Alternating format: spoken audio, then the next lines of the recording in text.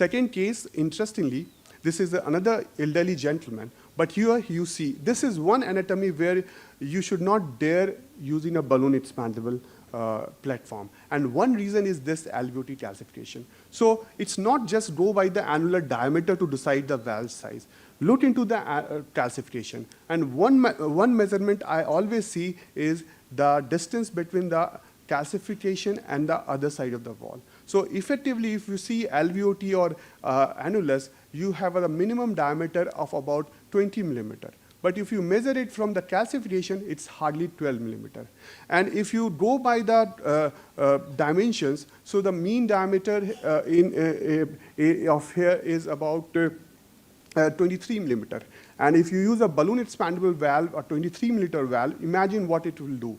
It will expand radially all along, and what it can do, but there is no 23 millimeter diameter in one direction, it's just 12 millimeter. So obviously it's going to cause annular rupture. So in such cases, it's better to use a self-expanding platform. So in this case, we used Evolute Pro 26 millimeter. There was mild PVL, but you see the initial gradient was about 100, and post-implantation gradient was very minimal, no CHB in this case, and the patient went on well. Likewise, another case. So here is one case where you can go for a valve. So you see here, it was also a type 0 severe calcification, but you see there is not much of an annular calcification. And the annulus perimeter was 73.1 millimeter.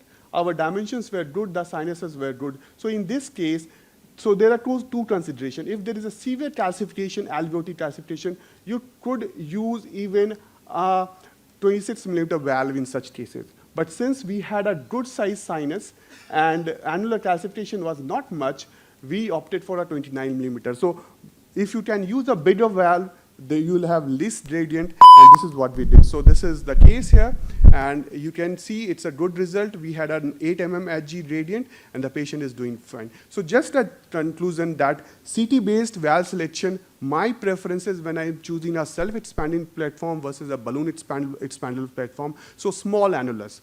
Because PPMs will be an issue if you use a balloon expandable valve, and so self-expanding valves gives more annular areas and least gradients. Severe calcification, always safe because you have controlled implantation when you are doing a self-expanding platform.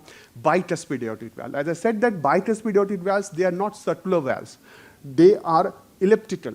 And if you want to deploy a circular platform in an elliptical substrate, there will be some problem. And that's the reason why I often use a self-expanding platform. But yet you can use a BAV there.